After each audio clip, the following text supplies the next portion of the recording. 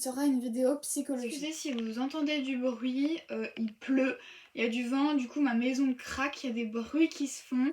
J'ai des chiens à la maison, donc il y a des petits grognements qui peuvent s'entendre, des petites pattes, des petits aboiements, je ne sais pas ce qu'ils peuvent faire. Donc je m'excuse par avance si vous entendez des bruits désagréables. Je me rends compte qu'en fait on entend vachement la pluie sur mes fenêtres, j'espère que ça vous dérangera pas et je suis vraiment désolée pour le désagrément. Aujourd'hui je vais vous présenter ce petit livre, je vous montre de plus près. C'est dans la même édition que celui que je vous ai présenté dans la précédente vidéo. Et il s'appelle Mieux vivre grâce à la pensée positive. Comment transformer et réussir votre vie en modifiant votre façon de penser. Donc Larousse Poche et par Barbara Fredrickson. Voilà. Donc c'est grâce à ce petit livre que je vais vous parler aujourd'hui de la pensée positive, qu'on appelle aussi parfois psychologie positive. Donc on va faire pas mal de vidéos avec ce livre parce qu'en fait, comme vous le voyez, il est un peu plus gros que l'autre et il est composé en 12 grandes parties. Donc je vais vous montrer le sommaire. Voilà, à chaque fois, il y a des grandes parties, je sais pas si vous le verrez. Mais du coup, moi j'ai décidé de vous présenter une grande partie par vidéo. Donc aujourd'hui, c'est s'éveiller à la psychologie positive. Voilà, le chien qui vient de bouger, je vous l'avais dit. Donc s'éveiller à la psychologie positive, donc ce sera une sorte d'introduction à tout ça. Donc tout d'abord, je vais vous présenter un petit scénario avec un début qui sera commun et ensuite deux versions différentes, une qui sera plus négative et une plus positive. Donc le scénario, c'est vous qui vous réveillez, vous voyez le soleil qui perce à travers les volets, vous êtes content, même si vous avez une nuit agitée, vous vous réveillez tranquillement, vous regardez votre réveil et vous vous rendez compte que vous n'avez pas mis d'alarme comme vous aviez prévu la veille pour vous réveiller plus tôt et avoir un moment pour vous avant que les enfants se réveillent. Du coup, vu que le temps vous est un peu plus restreint, vous décidez de sauter vos exercices physiques quotidiens et de simplement écrire vos pensées du matin dans votre journal pour après débuter votre journée. Donc c'est là que commence la partie un peu plus négative. Donc dans votre journal, vous décidez de vous engueuler, de vous dire que vous êtes bon à rien, comment ça se fait que vous ayez encore oublié de mettre votre réveil, que de toute façon votre journal il n'est pas bénéfique. Vous pensez aussi que vous avez des impératifs, de vous dire oh je vais peut-être checker mes mails, etc. Vous marquez tout ça dans votre journal. Ensuite, quand vous décidez du coup de fermer votre journal parce que vous avez des impératifs qui sont venus à vous, donc vous fermez votre journal, vous ouvrez votre boîte mail et là vous tombez sur un mail de votre collègue qui vous demande votre avis sur un de ses projets et vous devez regarder ça jusqu'à... vous avez un délai qui vous est octroyé jusqu'à cet après-midi. Et du coup, ça veut dire que toute la matinée, vous allez être là-dessus, ça vous saoule qu'elle vous demande ça, vous êtes en mode mais pourquoi elle me demande ça, c'est pas à moi de faire ça. Et vous avez un second mail qui vous dit votre projet est accepté, il faudrait que vous mettiez un point final à tout ça d'ici 48 heures. Et là, vous vous dites oh yes, trop bien mon projet. Oh mais dans 48 heures, comment je vais faire? Le bonheur d'avoir eu votre projet qui est validé est très très court et est très vite remplacé par des questions et des pensées négatives sur comment vous allez vous en sortir avec tout ce qui se passe dans votre vie. Ensuite, il y a votre fille de 4 ans qui, dans la pièce d'à côté, vous appelle. Vous regardez votre réveil, il est 6h42. D'habitude, vous leur avez appris, vous leur avez répété plusieurs fois à vos enfants qu'il fallait attendre 7 heures que vous veniez dans la chambre leur faire un petit bisou pour se lever et commencer la journée. Et là vous dites oh mais qu'est-ce qu'elle me veut celle-là, je vais répéter je sais pas combien de fois qu'on attend 7 heures. Du coup vous rentrez dans sa chambre comme une furie, vous l'engueulez, vous lui dites je t'ai déjà répété machin, je ne suis pas mère donc je ne sais pas exactement ce qu'on peut dire. Donc vous l'engueulez et vous tournez les talons et vous allez préparer le petit déj. Et de par ce petit truc, votre frustration grandit et vous avez l'impression que personne ne comprend la charge mentale qui pèse sur vous en ce moment.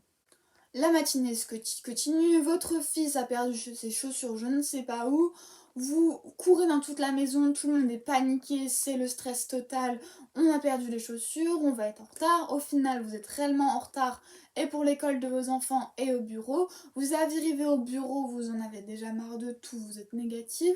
Vous croisez votre collègue qui bosse avec vous sur le projet, il est tout sourire, tout content et vous trouvez ça suspect qu'il soit de si bonne humeur avec vous et vous dites est-ce qu'il voudrait pas me refiler du du travail en plus celui-là. Et du coup, vous l'attaquez, vous dites oui, c'est cool, mais on n'a que 48 heures, machin. Vous êtes très négative alors qu'il venait juste vous saluer et qu'il était content pour vous et pour lui, pour ce projet. Donc ça, c'était la version négative. On va passer tout de suite à la version positive. Donc, le début est pareil jusqu'au moment où vous décidez d'écrire dans votre journal. Et dans votre journal, vous écrivez que si vous êtes réveillé plus tard, c'est que votre corps en avait besoin, qu'il avait décrété que vous avez besoin de plus de sommeil. Vous vous rendez compte aussi que ce journal est très bénéfique pour vous, qui vous permet de vous remettre en question, de vous poser les bonnes questions, de marquer les objectifs et de pouvoir les atteindre, que c'est très bon pour vous. Vous vous rappelez le moment où des jours précédents, vous avez une collègue qui vous a parlé de son projet, vous étiez contente pour elle et du coup ça vous ramène à votre propre projet et vous êtes fière de vous, de ce que vous avez rendu, vous êtes contente de ce qui s'est passé. Et du coup, quand votre fille de 4 ans vous appelle, et ben vous dites c'est bizarre, elle m'appelle à 6h42, alors d'habitude elle attend sagement jusqu'à 7h. Je vais voir si elle a besoin de quelque chose. Et là, votre fille vous dit que vous lui avez manqué et vous décidez de passer un petit temps avec elle, un petit câlin dans le lit jusqu'à 7h. Après, la matinée, vraiment le tout début de la matinée continue.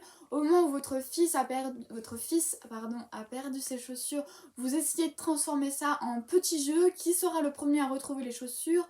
Du coup, tout le monde court dans la maison, cherche, farfouille dans la joie. Et du coup, on retrouve beaucoup plus rapidement les chaussures, on est beaucoup moins stressé.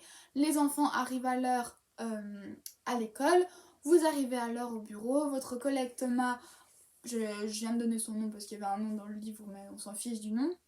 Votre collègue qui bossait avec vous sur le projet arrive, tout sourire, vous êtes en mode oh c'est trop bien, on a bien bossé et tout, je suis trop fière de nous. Tout va bien dans le meilleur des moments. Je pense que vous avez clairement vu la différence entre les deux, donc on va un peu analyser ces deux versions. Donc en fait, les pensées et les émotions négatives sont un peu comme des choses qui sont imposées à nous, mais qui sont des menaces très faciles à repérer. Donc en fait, c'est un peu un élément de sécurité parce que dans notre évolution, on a toujours appris à voir ce qui était dangereux autour de nous. Et du coup, d'avoir des trucs qui soient aussi visibles, et ben, on arrive tout de suite à mettre le doigt dessus et ça nous donne quand même, je pense, un sentiment de sécurité de pouvoir mettre le doigt sur ce qui va pas. Sauf que malheureusement, les émotions négatives, les pensées négatives, c'est nuisible pour la santé physiquement même. On dit souvent que tout est lié et c'est vrai. Si vous avez de l'amertume en vous, vous allez avoir votre estomac qui commence à être dévoré, une tension artérielle qui augmente. Toutes les émotions, comme je le dirais aussi tout à l'heure pour les émotions positives, mais vraiment toutes les émotions, qu'elles soient positives ou négatives, ont un effet sur votre corps, qu'il soit négatif ou positif. Et toutes ces pensées, ces émotions négatives nous mettent comme des œillères dans notre journée. Repensez à la version, au moment où votre collègue arrive et est tout content pour vous, et ben au lieu d'être content avec lui, vous êtes bloqué dans votre chemin, bloqué dans vos pensées de rien ne va, il va me redemander des trucs, le projet c'est pas, ça va jamais s'en sortir, on n'a que 48 heures. Vous êtes bloqué là-dedans alors que c'est cool que vous ayez remporté le projet. Il est content pour vous, pour l'équipe. Et ça, vous le voyez pas parce que vous êtes bloqué par les œillères des pensées négatives. Et du coup, vu que vous avez ces œillères, vous ne trouvez pas de solution aux problèmes de votre vie. Et tout ce qui vous arrive est tristement prévisible. Vous avez l'impression de tout prévoir et que tout est triste et tous les problèmes arrivent en même temps, tout le négatif arrive en même temps. Et du coup, on va passer vraiment au cœur du sujet de ce livre, qui est la pensée positive, qu'on appelle aussi parfois psychologie positive, qui est malheureusement moins visible et moins flagrante que son ennemi, son contraire, qui est les pensées négatives. J'ai eu du mal à faire cette phrase. Les pensées positives, c'est pas seulement sourire, être joyeux, tout le temps rire, c'est vraiment composé de tout le panel des émotions positives, donc l'amour, la générosité, l'ouverture d'esprit, tout. Toute cette gamme-là rentre dans les pensées positives. Donc comme je vous disais, c'est les interprétations positives, c'est les attitudes optimistes. Et en fait, tout ça, à long terme, ça peut influencer notre personnalité, nos relations, notre communauté, pardon, et notre environnement. Tout va être teinté de quelque chose de positif, de joyeux, parce que, en fait, quand on a des... Je vais y arriver. Quand on pense positif, on accumule tout ce qui est positif dans nos journées. En fait, on voit tout de suite plus facilement le positif, on retire plus facilement le positif de nos journées. Donc en fait, petit à petit, à chaque fois qu'on va avoir un truc positif, ça va s'accumuler comme une sorte de base, de socle à nos vies, de petites ressources, comme une sorte de vase avec de l'eau, et à chaque fois qu'il y a un truc qui est positif, une petite goutte est rajoutée. Et du coup, quand des trucs négatifs vont arriver dans votre vie, comme j'ai pu vous le montrer dans le petit scénario, et ben vous allez puiser dans cette ressource et du coup vous allez puiser des trucs positifs. Vous allez pouvoir voir d'un côté plus positif ce qui vous entoure, les problèmes, trouver plus facilement des solutions.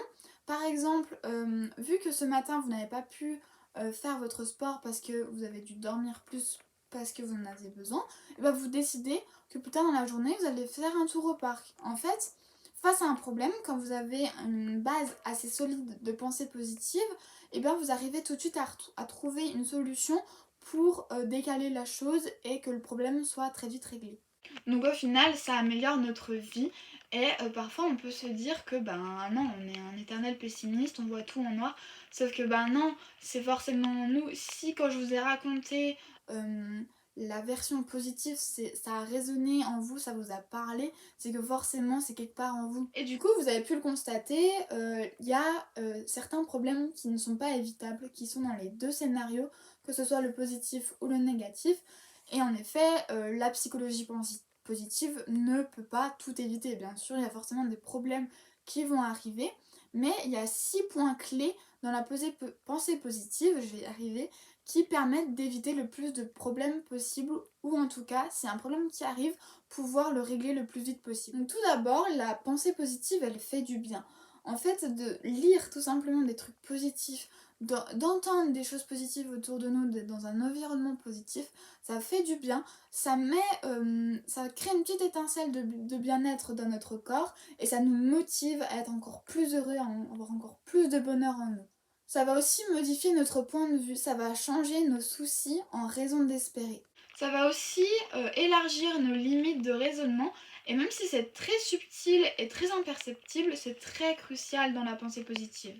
Et cette modification Le point de vue nous permet aussi d'élargir le champ des possibles. La pensée positive transforme aussi notre avenir parce qu'en fait, au quotidien, elle tire le meilleur de nous-mêmes.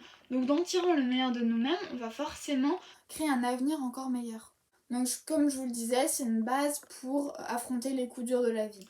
Les pensées positives réfrènent leur pendant négatif, donc les pensées négatives, parce que quand on a des pensées négatives, on a le cœur qui vient battre plus vite, on a tous des trucs négatifs qui se passent dans notre corps, et ben la pensée positive, ça vient réfréner tout ça et réguler tout ça. Si par exemple on a le cœur qui s'est mis à battre plus vite, les pensées positives viennent ralentir le battement du cœur. Et en fait, l'optimisme, c'est un peu comme le secret de la résilience.